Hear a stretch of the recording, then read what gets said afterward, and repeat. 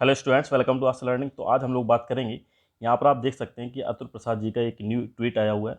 Time भी देख सकते हैं कि 9:53 हुआ है और डेट भी देख सकते हैं 8 अक्टूबर, मतलब आज की ही डेट है। ठीक है, ट्वीट क्या आया हुआ है इसको मैं पूरा सबसे पहले एक एक लाइन करके पढ़ूंगा और आपको समझाऊंगा क्या लिखा हुआ है। It has been found in the security of TRE DV that many candidates had submitted wrong certificate. क्या बोला गया कि जो TRE का जो डॉक्यूमेंट्स DV हुआ है उसमें क्या है कि कई लोगों ने रॉन्ग सर्टिफिकेट अपलोड किए हैं। ठीक है, रॉन्ग सर्टिफिकेट क्या किए हैं, अपलोड किए हैं।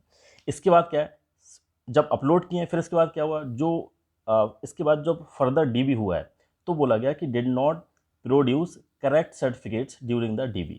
फिर इसके बाद क्या है, अपलोड गलत किए हैं। जब DV हुआ है तो सही सर्टिफिकेट्स को उन्होंने दिखाया नहीं है, शो नहीं किया है। फिर इसके बाद क्या लिखा हुआ है, this so it was rather डेबी डेलीबरेट, मतलब इसका मतलब क्या है कि ये जानबूझ के किया गया है। इसका मतलब क्या है, ये जानबूझ के किया गया। अब साथ में रीजन भी दिया कि ये हो सकता है कि ये चाहते हैं कि DV ना हो।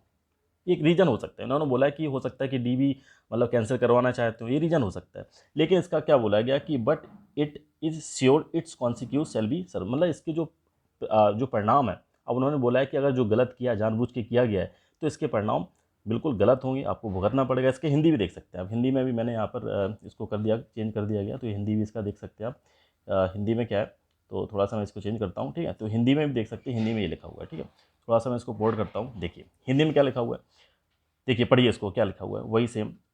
क्या लिखा हुआ है, TRE DV की जांच में पाया गया है कि कई अभ्यर्थियों ने गलत प्रमाण पत्र जमा किए थे। DV के दौरान सही प्रमाण पत्र प्रस्तुत नहीं किए थे। ठीक है, DV के दौरान सही जो प्रमाण पत्र हैं, जो सर्टिफिकेट्स हैं, उनको सही नहीं दिखा पाए हम। इससे क्या पता चलता है कि जानबूझ के किया गया है। ठीक है, क्या हो सकता है कि जानबूझ के किया गया है।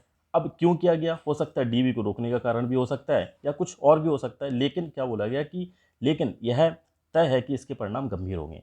मतलब अब आपने अगर जानबूझ के किया है तो आपको सज़ा मिलेगी, हो सकता है जेल भी हो सकती है, और आने वाली परीक्षाओं के लिए आप बैन भी हो सकते हैं। ठीक है, बैन भी हो सकते हैं, तो इस बात को ध्यान रखिएगा।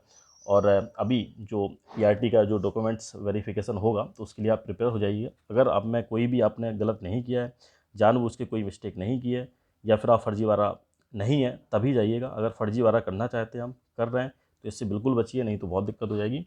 एंड बहुत जल्दी जो PRT का है रिजल्ट देखने को मिलेगा। Now this is the end of the video. अगर कुछ भी आपको पूछना हो, कुछ डाउट लगता है, तो आप पूछ सकते हैं। Now this is the end of the video. Thank you for watching, thank you very much.